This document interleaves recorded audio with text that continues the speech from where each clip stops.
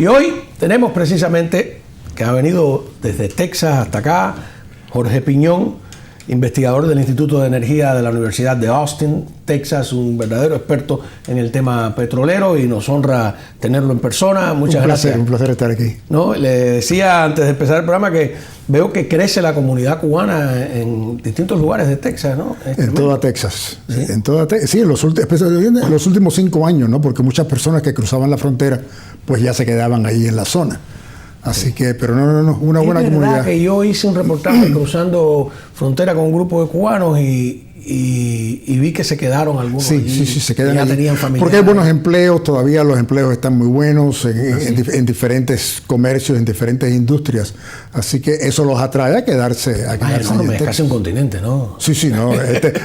Recuerda que Texas era una república y todavía pensamos que somos una república. Sí. Y nuestra bandera cubana está inspirada en la de Texas. Es muy interesante. Porque si la observas, claro, lo que pasa es que tiene el triángulo porque quienes la diseñaron eran masones y cambiaron ahí. Pero es en cierta medida la idea de la estrella solitaria. Y la bandera de Carlos Manuel de Céspedes, ¿no? La de Céspedes menos. Pero es parecida también a la. Es parecida también. Lo que pasa es que la bandera que hoy es nuestra bandera nacional era la de bandera de los anexionistas. Que eso es muy curioso, ¿no? Y bueno, nada. Vamos a hablar del tema petrolero y por ahí vamos a hablar de Venezuela, de Cuba, de Estados Unidos, del Medio Oriente. O sea, el petróleo lo toca todo. Nuestro bolsillo, la economía, tiene un poder inflacionario, etcétera. Y la noticia es la siguiente, ya ustedes la saben, la administración Trump autorizó, para muchos de manera sorpresiva, para otros no tanto, a Chevron para que vuelva a explotar el petróleo venezolano. A ver, este es el titular de Wall Street Journal, ahí lo vemos, ¿no? Trump Administration. Ahora, el tema a agregar a ese titular es que yo creo que hay, y por ahí también lo leí, otras petroleras, podríamos decir en cola, al menos 6, este es otro titular de ayer, al menos 6 petroleras, compañías internacionales que están esperando la autorización, ahí lo vemos, petroleras extranjeras esperan licencias para reanudar operación en Venezuela.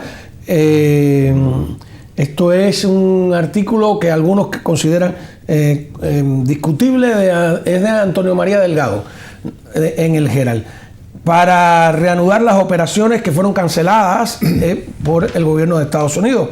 Así que hay 2 líneas de análisis, la política y la puramente petrolera. Le preguntamos a Jorge Piñón, repito, investigador del Instituto de Energía de la Universidad de Austin, Texas. ¿Por dónde empezamos? ¿Por la línea política o por la meramente petrolera? No, vamos a empezar por la petrolera porque en realidad es la base, los cimientos de la estrategia. Y tenemos que pensar de quién es esta estrategia de volver a Venezuela. ¿Es de Chevron o es de los Estados Unidos? Recuerda que en el 2007 fue cuando Chávez cambió todos los contratos petroleros y un sinnúmero de compañías salieron de Venezuela, incluyendo, por ejemplo, Exxon y Conoco y otras de ellas. Chevron fue la única compañía estadounidense que se quedó en Venezuela. Tomó la decisión que ellos se iban a quedar, que ellos se iban a apretar el cinturón, pero que a largo plazo les beneficiaba a ellos, que si había un cambio de gobierno en el futuro, ya la compañía estaba dentro de Venezuela. Es decir, la estrategia de ellos es simple, y es que ellos esperan que en un momento, ya han esperado bastantes años, que haya un cambio de régimen y que entonces Chevron va a tener una ventaja competitiva. ¿Ellos no estaban ahí desde antes? Ellos estaban ahí desde antes del 2007, sí, como no, antes. No, desde antes de Chávez. Ah, sí, también. Sí. Chevron era Corpoven, de aquellas compañías que eran los conglomerados americanos. En las 3 compañías nacionales, Maraven, Lagoven y Corpoven, Chevron estaba en Corpoven. Chevron y la Texaco estaban en Corpoven. Maraven era Shell y Lagoven era Exxon. Así que tienen una larga historia. Las otras? Porque le cambian los contratos de un 60% de participación accionaria, le dicen, no, ahora nada más que te puedes quedar con el 40%, así que le reducen las participaciones accionarias que ellos tenían en sus proyectos, y también el tiempo, los pagos, así que se lo cambian. Exxon y Conoco dicen, de esto aquí nada, nosotros nos vamos, se fueron, pero Chevron...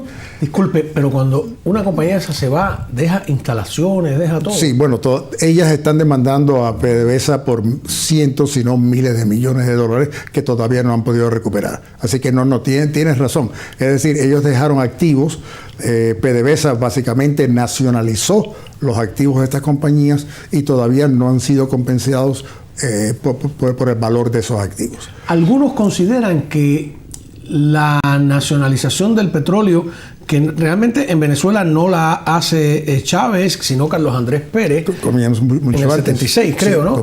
Fue un disparate porque toda esa industria petrolera se había ido hacia Venezuela, no solo porque hubiera petróleo, sino porque habían nacionalizado en México. Correcto, pero por eso es que ellos crean 3 compañías, Corpoven, Maraven y Lagoven, y dejan a los técnicos, todo lo que es la gestión de esas empresas americanas que estaban ahí antes de la nacionalización, se quedan en Venezuela y forman parte de estas 3 empresas nacionales, venezolanas 100%, pero ¿verdad? Bajo la gestión de todos estos expatriados americanos y muchos de ellos ya venezolanos que sabían cómo se manejaba el negocio. Recuerda que en este negocio nuestro no solamente la tecnología, sino la gestión. La razón por qué Venezuela está hoy en día produciendo menos de 1 millón de barriles diarios es por la falta de gestión. ¿Cuánto producía antes? Llegó a producir casi 3.5, casi 4 millones de barriles diarios. Y ahora está por debajo, bueno, ahora está ya, gracias a Chevron, está ahora alrededor de 1 millón de barriles diarios. Interesante que hoy en día el mayor productor de petróleo en América Latina no es México, no es Venezuela, es Brasil. La producción de Brasil hoy es casi 4 millones de barriles diarios. ¿Tiene mucho petróleo Brasil? Mucho petróleo en aguas profundas, un petróleo muy difícil de extraer. Se han convertido hoy en realidad, si tú quieres asociarte con alguien hoy en día en lo que es aguas profundas, te quieres asociar con Petrobras. Una de las mejores... ¿Es estatal? Es estatal. Estatal, pero también tiene participación accionaria pública, así que como puedes comprar acciones en Petrobras, pero básicamente sí, es una compañía... Brasil es un monstruo también, ¿no? Claro. ¿Y hay petróleo en esos grandes ríos? No, todo es mar afuera. Todo es mar afuera. Y ahora los vecinos de ellos, Surinam y Guyana, que han encontrado también sendos yacimientos. Exxon, por cierto, es el que descubrió el de Guyana, que se piensa que hay entre 15 y 20 mil millones de barriles. Por eso Maduro quiere... Hay un área fronteriza que se ha estado debatiendo por muchos años entre Guyana y Venezuela. Esa parte fronteriza continúa en aguas profundas, que es donde está el petróleo.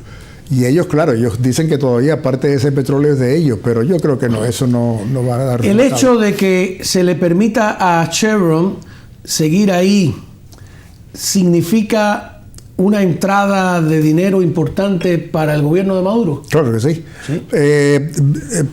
Chevron tiene el 40% de la participación en 3 grandes proyectos de ellos.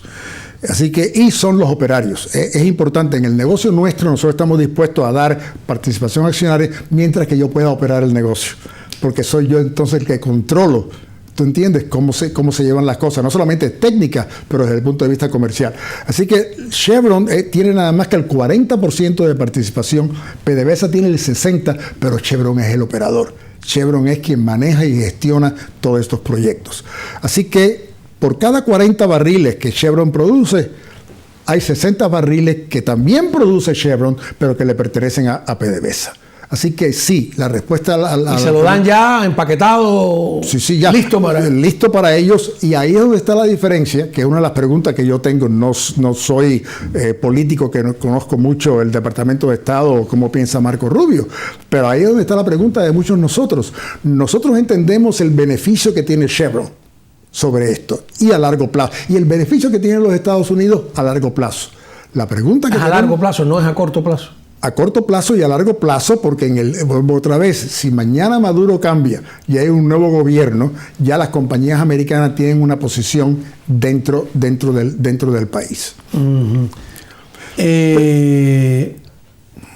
¿Hay una idea de cuánto representa eso? Son millones y millones. Claro que sí. Sí. Y es ahora lo que queremos. Por eso es que las licencias todavía no se han dado.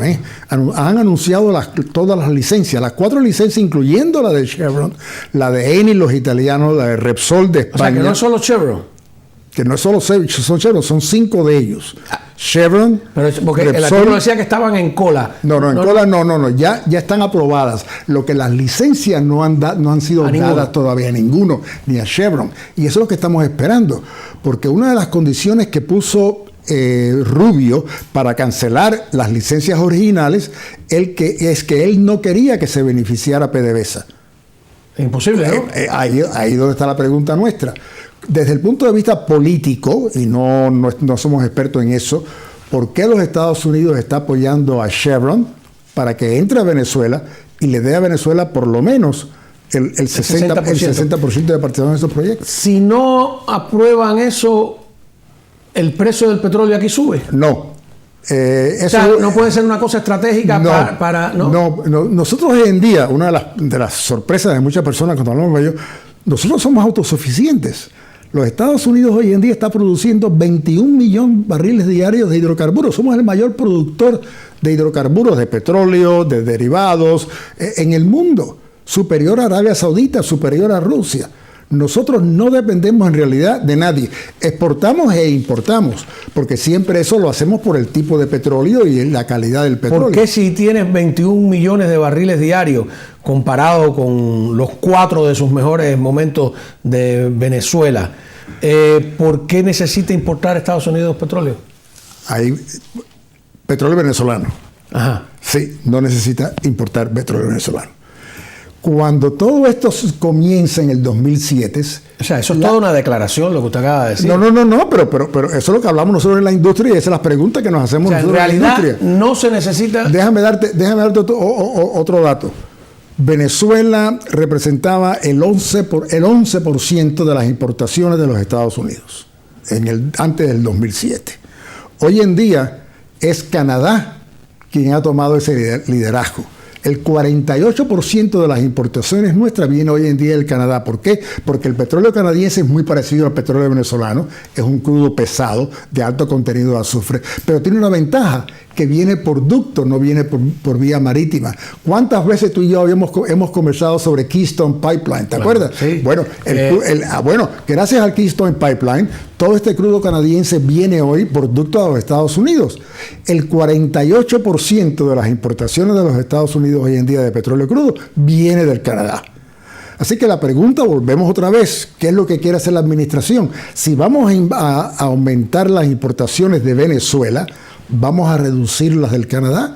El Canadá tiene una opción, ir al Pacífico a través de Vancouver y empezar a exportar su crudo a China, lo cual estratégicamente no lo queremos.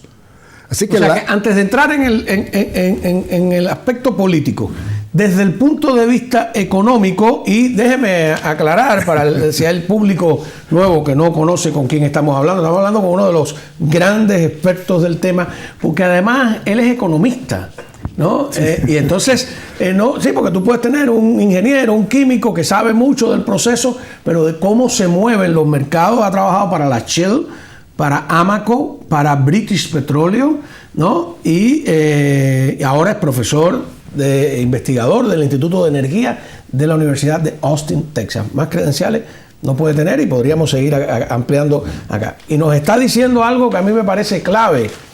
Desde el punto de vista comercial... No necesitamos el crudo venezolano. O sea, no tiene sentido económico.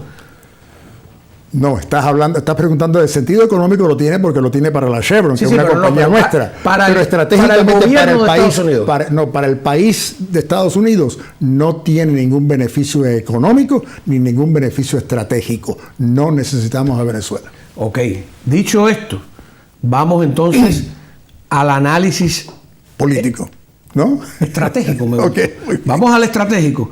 O sea, tú dirás, desde el punto de vista estratégico es importante. Pero en solo lo que usted ha enunciado, entiendo que no necesariamente.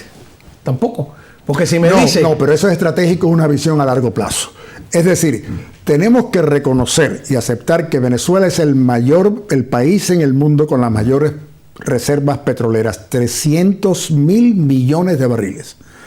Venezuela tiene reservas de petróleo más grandes que Arabia Saudita, tiene reservas de petróleo más grandes que Rusia y de muchos de los países del Medio Oriente. Así que estratégicamente le conviene a los Estados Unidos tener una relación comercial con el país que es el mayor en reserva, que va a llegar otra vez algún día, si es que pone su casa en orden, a ser uno de los mayores productores de petróleo crudo. Sí. Y está solamente a 7 días de distancia. Es decir, yo puedo traer un tanquero de Venezuela a Houston entre 5 y 7 días. No lo tengo que traer del Medio Oriente, que me va a tomar 20, 30, 45 días. Así que a largo plazo, Cao, me conviene a mí tener una relación con Venezuela, porque el crudo lo vamos a seguir consumiendo. El crudo de una forma u otra en algunos países ya, si nos queremos ir de Rusia o evadirlo, ahí tienes a Venezuela. No, estratégicamente tiene un gran valor, pero económicamente hoy en día, repito otra vez, no necesitamos el crudo venezolano. A ver, déjeme hacer aquí de abogado del diablo. Estratégicamente, pensando que va a haber un cambio político. Correcto. Pero si con esa negociación estás fortaleciendo el sistema y estás alargando la vida de ese sistema, estratégicamente no le veo mucho sentido. No solamente a Venezuela, pero también a Cuba. Bueno, antes de entrar en Cuba. Y esa es la pregunta que... Estás alargando, además, con unos personajes que te obligan a un 60-40, y usted anunció otra cosa. Estás dañando a un aliado que es democrático, que es tu vecino, que habla tu idioma, que comparte una larga frontera contigo, a que vaya a vender el petróleo a un enemigo que es China. Correcto. Te estamos hablando. Porque has tomado ahora... Estás dañando a Canadá. Canadá se va a buscar otro mercado. Entonces ahí, como las estrategias siempre son discutibles, ¿no? Y por eso, Cao, no hemos visto las licencias todavía. Todo lo que estamos esperando nosotros es ver la licencia. ¿Qué es lo que la licencia dice? ¿Qué es lo que la licencia dice que Chevron puede hacer o no puede hacer con ese otro crudo venezolano? Le pone a PDVSA una regla que esos 60% nada más que se lo puede vender a los Estados Unidos y no se lo puede vender a la India o a China o a otro tercer país. Es decir, las licencias son las que en realidad controlan la comercialización de ese nuevo acuerdo. No las hemos visto. Que va a participar Repsol, que va a participar Eni, los italianos, Reliance de la India y Chevron, son las 4 grandes compañías que van a participar. Ya eso lo sabemos, ya eso lo anunciaron y lo dijeron, pero no hemos visto en letra firme cómo se va a manejar. La pregunta que tú y yo tenemos, ellos tienen, las licencias ayudan a Venezuela, con la excepción de que pongan entonces en las licencias unas cláusulas que restringen entonces la comercialización por parte de PDVSA de ese 60% que ellos se van a beneficiar. Ok. Es decir, es una ecuación interesante, porque también si no le compran ese petróleo a Venezuela, ¿a quién se lo da Venezuela? ¿A China también? Sus clientes principales ahora son India y China. India. Pero lo son al margen de... Porque le estás regalando un 60% con el que ellos hacen lo que les da la gana. Le estás regalando, sí, le estás regalando. Bueno, es su petróleo, es su petróleo, ¿no? Sí. Pero sí. Le estás permitiendo que maneje el 60% de la producción. Correcto. Y ahí viene la pregunta. Y por eso, cuando Chevron empieza en todo esto, Venezuela solamente estaba produciendo 700,000 barriles diarios y hoy en día está casi al millón. Ese aumento al millón es gracias a Chevron. Y eso, entonces, aquí viene la pregunta. ¿Cuba se favorece con esto también? Eso es lo que nosotros todavía no lo hemos visto. Cuba nada más que está recibiendo ahora alrededor de 28,000 barriles diarios, donde antes recibía 55,000 barriles diarios. Hubo una época cuando Cienfuegos en realidad estaba operando, que estaba recibiendo casi 90,000 barriles diarios de PDVSA. Y hoy nada más que está recibiendo alrededor de 28. Muchos de nosotros pensábamos que Cuba iba a recibir mucho más.